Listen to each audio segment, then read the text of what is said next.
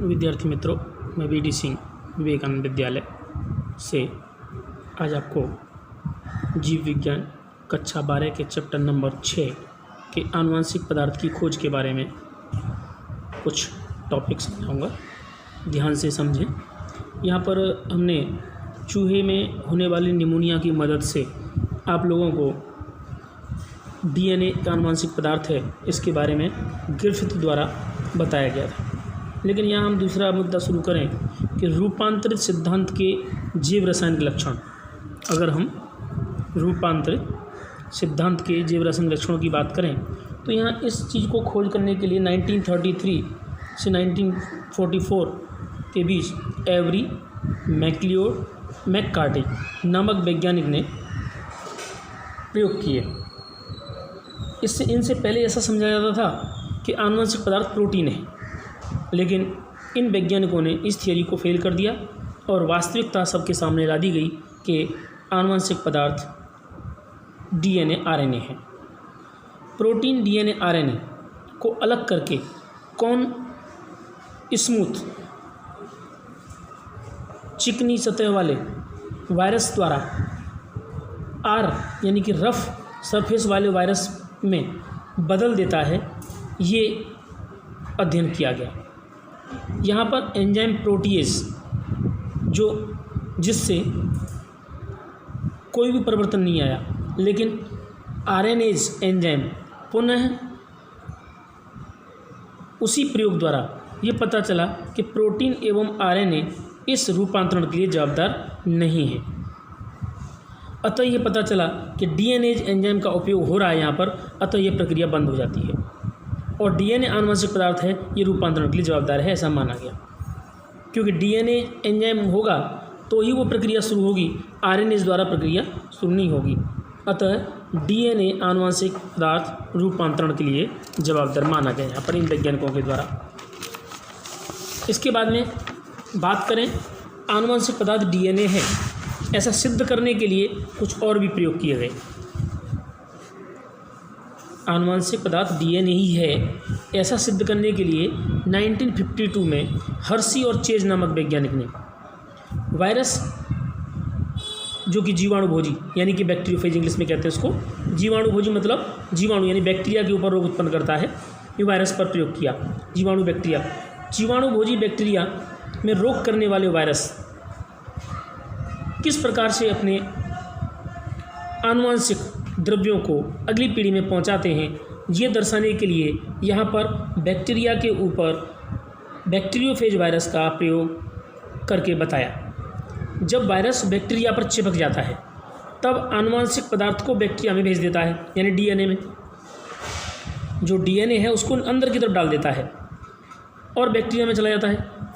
जीवाणु कोशिका के आनुवंशिक द्रव्यों को अपना समझने लगता है। जीवाणु कोशिका जो होती है बैक्टीरिया सेल, वो आनुवंशिक द्रव्यों को अपना समझने लगता है और उसमें विषाणुओं का निर्माण करने लगता है। डीएनए का डेवलपमेंट करके डीएनए से डीएनए बनाता चला जाता है और बहुत सारे विषाणुओं की रचनाएं बना देता है। विषाणुओं से आनुवंशिक पदार्थ के रूप में डीएनए या प्रोटीन ये जीवाणु में प्रवेश क्रिया के अध्ययन को करें तो यहाँ पता चलता है कि देखिए, यहाँ हमने 35S यानी कि जो सबस्टेंस है 35S लिया और फॉस्फोरस 32 लिया, सल्फर 35 लिया। यहाँ इसकी जो कोर है डीएनए वो आनुवंशिक द्रव्य के रूप में नहीं ग्रहण की गई। हमने यहाँ प्रोटीन को यहाँ पर ऐसा समझ के चले कि 35S है, लेकिन इसके अंदर जो डीएनए यानी ब्लू कलर का डीएनए दिखाई दे रहा है, ये ब्लू कलर का डीएनए, तो ब्लू कलर के डीएनए ही बने। ब्लू कलर मतलब कलर तो मैं ऐसे ही बोल रहा हूँ, यानी 35S न बनकर 30 प्रोटीन जो है 35S रही। यहाँ पर ये दिया ही हुआ है, कोशिका में 35S का पता नहीं चला। कोशिका के अंदर 35S का पता ही नहीं चला, परंतु विकिरण 35S का पता चला। विकिरण 35 का पता लग गया। तो विकिरण यानी कि ये बाहर का जो कवच था इसमें विकिरण 35 रहा, लेकिन कोशिका के अंदर विकिरण 35 का पता नहीं चल पाया। यहाँ पर हम 32 के रूप में देखें P32, यानी कि हमने फास्फोरस 32 इसके डीएनए के अंदर फास्फोरस का उपयोग होता है बॉन्ड के रूप में, तो यहाँ पर हमने उसका उपयोग किया और फिर हमने उसके बैक्टीरिया के ऊपर संक्रमण करा के देखा तो उसके अंदर बहुत सारे P32 डीएनए के मॉलिक्यूल्स बन गए। अतः कोशिका विकर्ण के अंदर कोशिका में 32P का पता चल गया, परंतु विकर्ण का पता नहीं चला क्योंकि इसके अंदर जो बाहरी रचना है प्रोटीन में इसका पता नहीं चला। अतः कोशिका के अंदर डीएनए का निर्माण उसके डीएनए से हो रहा है, न कि प्रोटीन से। प्रोटीन से नए बनने वाले डीएनए का कोई लेना देना नहीं है। यहाँ पर डीएनए से डीएनए बना, यहाँ पर डीएनए से डीएनए बना। इस प्रकार से डीएनए ही आनुवंशिक पदार्थ है ऐसा कन्फर्म कर दिया गया। अब आनुवंशिक पदार्थ के अणु कौन कौन से हैं? ऐसे तो आनुवंशिक पदार्थ के अणुओं को देखा जाए तो ये इनके गुण देखे जाएं, गुण तो डीएनए बनाम आरएनए। आरएनए भी कुछ स्थानों पर आनुवंशिक पदार्थ के रूप में काम करता है। जहाँ पर डीएनए नहीं होगा कौन काम करेगा? आरएनए काम करेगा। जैसे कि टोबैको मोज़ेक वायरस है, इसके अंदर आरएनए नहीं होता, डीएनए होता ही नहीं है। इसी तरह क्यूबिटा बैक्टीरिया फेज, इसके अंदर ये आरएनए है। अब यहाँ पर ये देखें, ये थाइमिन, डीएनए के अंदर थाइमिन पाया जाता है लेकिन आरएनए के अंदर यूरेसिल पाया जाता है। ए के सामने यहाँ पर टी लगा हुआ है और जी के सामने सी। लेकिन अगर हम आरएनए की बात करें तो आरएनए में अगर द्विकुंडल श्रृंखला है तो ए के सामने यू होगा और एक संकरित है तो उसके अंदर यू होगा, टी बिल्कुल होगा ही नहीं। थाइमिन यानी टी यानी थाइमिन बिल्कुल होगा ही नहीं। अगर हम प्रतिकृति बनाने की बात करें तो प्रतिकृति का बनना और रासायनिक संगठन के आधार पर स्थिर रहना, धीमा परिवर्तन की संभावना, यानी कि ये गुणधर्म है कि प्रतिकृति बनाता है डीएनए, रासायनिक संगठन के आधार पर स्थिर होता है हमेशा, यानी बदल नहीं सकता, और धीमे परिवर्तन की संभावना होती है इसमें। स्थिर रहता हुए भी ये धीमा परिवर्तन करता है, यानी कि कोई 1-2 डीएनए का टुकड़ा बदल गया। और चौथा पॉइंट, मेंडल के अनुसार ये अभिव्यक्त होते हैं। जैसा कि हमने चूहे के अंदर देखा कि चूहे को गर्म करने पर उसके अंदर डीएनए विकृत होता है और डीएनए रचना को परिवर्तित कर निष्क्रिय आरएनए का एक संग्रह बनाता है, श्रृंखला बनाता है। इसमें स्थित 240 आरएनए विखंडित हो जाता है अणुओं के रूप में। डीएनए रासायनिक दृष्टि से सक्रिय संरचनात्मक द्रव्य है, अधिक स्थायी है। इसी कारण से डीएनए आरएनए की अपेक्षा अधिक अच्छा आनुवंशिक पदार्थ है। उत्परिवर्तन दोनों में हो सकता है, उत्परिवर्तन दोनों में हो सकता है, यानी आरएनए भी उत्परिवर्तित कर सकता है और डीएनए भी। आजकल जो वायरस फैला हुआ है कोरोना वायरस, वो भी आरएनए का बना हुआ है। उस आरएनए के अंदर विकृति होती रहती है और उसके रूप में परिवर्तन होता रहता है। इसी वजह से उसके ट्रीटमेंट में और उसके वैक्सीन वगैरह में प्रॉब्लम आती रहती है, क्योंकि इसकी जो रचना है फिक्स नहीं रहती। डीएनए प्रोटीन निर्माण के लिए आरएनए पर निर्भर रहता है, यानी डीएनए खुद प्रोटीन नहीं बना सकता, आरएनए के थ्रू प्रोटीन बनवाता है, तो आरएनए भी इंपॉर्टेंट हुआ। प्रोटीन निर्माण की सारी व्यवस्था आरएनए से विकसित हुई, अर्थात डीएनए एवं आरएनए दोनों आनुवंशिक पदार्थ हैं। डीएनए सूचनाओं को संचित करने के लिए एवं आरएनए सूचनाओं को स्थानांतरण करने के लिए उपयोगी होता है। अगर नेक्स्ट टॉपिक देखें आरएनए संसार, तो आरएनए संसार की बात करें तो आरएनए संसार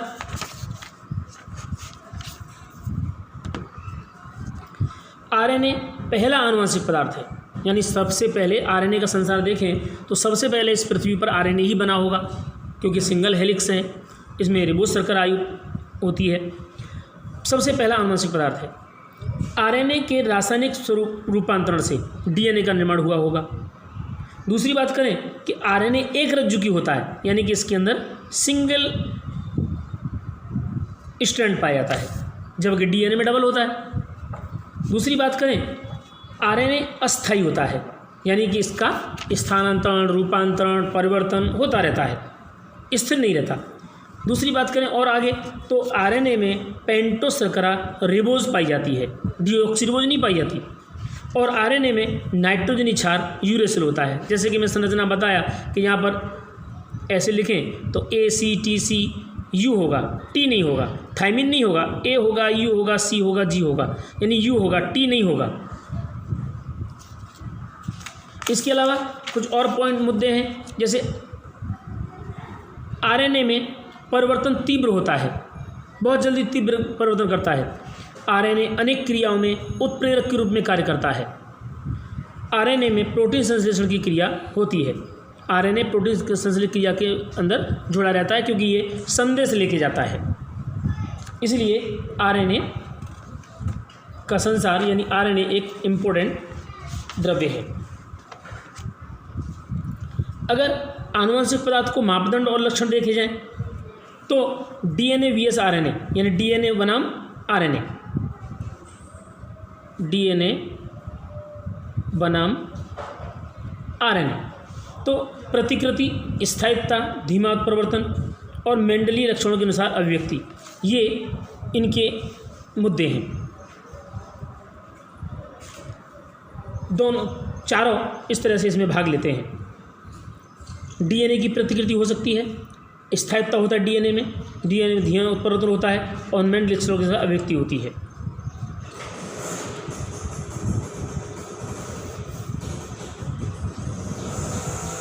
दोनों ही उत्परिवर्तित हो सकते हैं। वास्तव में आरएनए अस्थायी और तीव्र गति से उत्परिवर्तित होता है। आरएनए कैसा होता है? तीव्र गति से उत्प्रेरित होता है।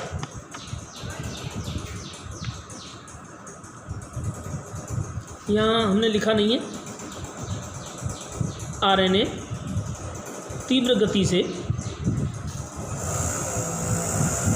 प्रेरित होता है, जबकि डीएनए में धीमा उत्परिवर्तन होता है। डीएनए स्थायी पदार्थ है, इसकी प्रतिकृति हो सकती है, खुद प्रतिकृति बना लेता है। विषाणु में आरएनए जीनोम मिलता है, उसकी अवधि छोटी व तेज से उत्परिवर्तन करने वाली होती है। आरएनए प्रोटीन के लिए सीधे कूट लेखन करते हैं, इसलिए आसानी से लक्षण व्यक्त करते हैं। डीएनए प्रोटीन संश्लेषण के लिए आरएनए पर निर्भर रहता है। डीएनए जो होता है प्रोटीन संश्लेषण के लिए आरएनए पर निर्भर है।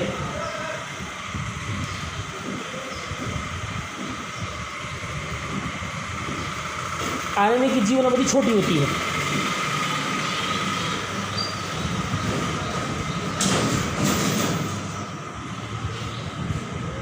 अब दूसरी बात करें, नेक्स्ट डीएनए की अर्ध संचरित प्रतिकृति यानी सेमी कंजर्वेशन रिप्लिकेशन। तो डीएनए का रिप्लिकेशन कैसे होता है इसके बारे में बात करें तो अर्ध संरक्षी क्यों कहते हैं इसको?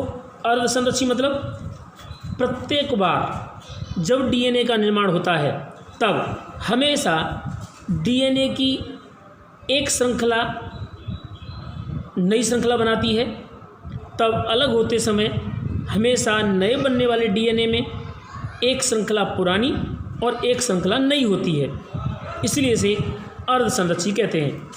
आरएनए से नए डीएनए के निर्माण की क्रिया को डीएनए की प्रतिकृति या डीएनए का द्विगुणन कहते हैं। कुंडली में द्विगुणन के कारण दोनों रज्जुक अलग हो जाते हैं, जिसे पुराने रज्जुक को मात्र रज्जुक कहते हैं तथा उनके सामने नए रज्जुक का निर्माण होता है। बने डीएनए में एक रज्जुक मात्र रज्जुक के समान होता है, इसे अर्ध संरक्षित प्रतिकृति कहते हैं। इसको हम चित्र द्वारा समझाते हैं आपको।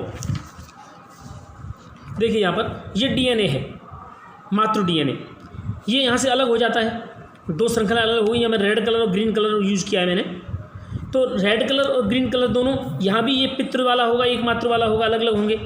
अब यहाँ नए बनने वाला डीएनए में अब यहाँ से हम कट कर दें इसको, तो इन दोनों पूरे डीएनए में एक रचना पुरानी हुई पितृ की और एक नई बनी हुई, यानी कि प्रत्येक बार जब डीएनए में से डीएनए बनता है तो हमेशा केवल एक श्रृंखला ही नई बनाता है, एक श्रृंखला पुरानी ही रहती है। इसी वजह से इसे अर्ध संरक्षित प्रतिकृतियां कहते हैं। वाटसन और क्रिक ने इस चीज़ को सिद्ध किया था। इनके प्रायोगिक प्रमाण भी दिए गए बाद में। प्रायोगिक प्रमाण में आप देखें तो इसके प्रायोगिक प्रमाण में विकिरण सक्रिय के प्रयोग के जैसा ही दूसरा एक प्रयोग है कि जैसा कि तुम लोग जानते हो डीएनए में नाइट्रोजन बेस होता है और उस नाइट्रोजन का स्रोत हमारे शरीर में कहीं ना कहीं द्रव्यों में से मिलता है। अगर मान लीजिए किसी भी डीएनए को नाइट्रोजन के स्रोत के रूप में NH4Cl दें और इस NH4Cl में हम नाइट्रोजन का समस्थानिक बदल दें। समस्थानिक मतलब समझ रहे हो, आइसोटोप, नाइट्रोजन, ऑक्सीजन, कार्बन, इनके सबके अलग अलग समस्थानिक होते हैं, जैसे C12, C14, इधर N14, N19, N15। तो ई कोलाई के अंदर ये इन्होंने ई कोलाई में ये प्रयोग क्यों किया, NH4Cl का उपयोग किया और इसमें N15 टाइप लिया NH4Cl में, जो कि भारी समस्थानिक है। N15 क्या है, N14 से भारी है। तो इसमें सेंट्रीफ्यूगेशन के समय पर अलग अलग जमा हो जाएगा। इसी प्रक्रिया को करते हुए मैथ्यू और स्टॉल, मैथ्यू और स्टॉल नामक वैज्ञानिक ने 1958 में इसका सत्यापन किया और सत्यापन करते हुए इन्होंने ई कोलाई के DNA का संवर्धन NaCl युक्त माध्यम में किया। इसका संवर्धन भारी समस्थानिक 6 युक्त 15 युक्त माध्यम पर किया गया। तो अगली पीढ़ी प्राप्त करने हेतु इन्हें हल्के समस्थानिक युक्त माध्यम प्राप्त हुआ। यहाँ पर ये चित्र द्वारा प्रदर्शित है। देखिए, ये मुख्य DNA है मेन, और इसके अंदर में रेड कलर का बनाया है ये N15। अगर इसको मैं सेंट्रीफ्यूग करूं तो ये सबसे नीचे की तरफ टेस्ट ट्यूब में बैठ जाएगा। टेस्ट ट्यूब के अंदर हमने सेंट्रीफ्यूग किया, सेंट्रीफ्यूग मतलब तेज़ी से घुमाया इसको, तो सारा का सारा DNA कहाँ बैठ गया, तले में, यानी कि भारी है। लेकिन इसको हमें दूसरे माध्यम के अंदर N14 माध्यम में विकिरण सक्रिय समस्थानिक बिना के माध्यम में इसे रखा, और इसके बाद इस कोशिका को कैसे माध्यम में सामान्य माध्यम में, कौन से माध्यम में रखा गया, NH4Cl 14 वाले माध्यम में। तो यहाँ पर जो नया DNA बनेगा, क्योंकि नए बनने वाले DNA के लिए नाइट्रोजन कहाँ से मिल रही है, ये NH4Cl में से, कौन से में से, 14 वाले में से, इसके 14 समस्थानिक में से। तो 14 समस्थानिक में से मिलने वाला ये नए रंग का, ग्रीन समझ लीजिए इसको, ग्रीन रंग का नया बनने वाला DNA ये ग्रीन कलर का बना, मतलब 14, ये बना N14 टाइप का। यहाँ भी यानी DNA की पूरी एक श्रृंखला ने 2 DNA बनाए, तो दोनों DNA के अंदर यहाँ पर एक श्रृंखला N14 की रही, एक N14 की और एक N15 की। अगर इसे 40 मिनट के लिए रख दिया गया तो 40 मिनट में फिर दोनों श्रृंखलाओं ने 2 श्रृंखला बनाई, तो हरी वाली तो हरे वाले बनाई, क्योंकि माध्यम कैसा है, N14 का ग्रीन कलर का। तो यहाँ पर पूरा का पूरा DNA ग्रीन कलर का बन गया, ये दोनों तरफ ग्रीन और बीच में ये मिक्स रहा। तो हर बार कंप्लीटली ये पोषक माध्यम जैसा होगा उस प्रकार के नाइट्रोजन को ग्रहण करेगा। इसका मतलब ये हुआ कहने का कि जो DNA का निर्माण होता है वो नाइट्रोजन के समस्थानिक द्वारा DNA में से DNA बनता है। ये सिद्ध करने के लिए ये चीज़ काफ़ी है। यहाँ पर हमने सेंट्रीफ्यूग किया तो मध्य में जमा हो गया, और यहाँ सेंट्रीफ्यूग किया तो हरे वाले ऊपर की ओर जमा हो गए क्योंकि हल्के हैं, और N15 वाले नीचे की ओर जमा हो गए जो कि थोड़े भारी हैं। इस प्रकार से मेल्सन और स्टॉल के प्रयोग द्वारा ये सिद्ध किया गया कि DNA ही आनुवंशिक पदार्थ है और DNA ही DNA का निर्माण करता है।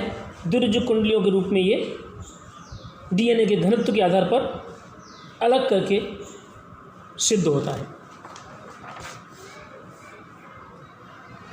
इस प्रकार संवर्धन जिसको N15 से N14 के माध्यम में स्थानांतरित किया गया था, तो नए बनने वाला जो DNA था वो N14 प्रकार का ही था, क्योंकि उसका माध्यम N14 मिला उसे।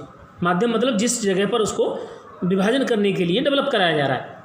तो नाइट्रोजन तो चाहिए उसको, हमारी सेल के अंदर भी ये काम करेगा, नया DNA बनाएगा तो सेल के अंदर से नाइट्रोजन लेगा। लेकिन उस सेल के अंदर हमने यहाँ ई कोलाई रखा, तो ई कोलाई की सेल में रख के हमने कार्य किया। तो ई कोलाई की सेल में रख के करेंगे तो ई कोलाई के अंदर हमने नाइट्रोजन के लिए NH4Cl का 14 माध्यम लिया, तो 14 वाला बना।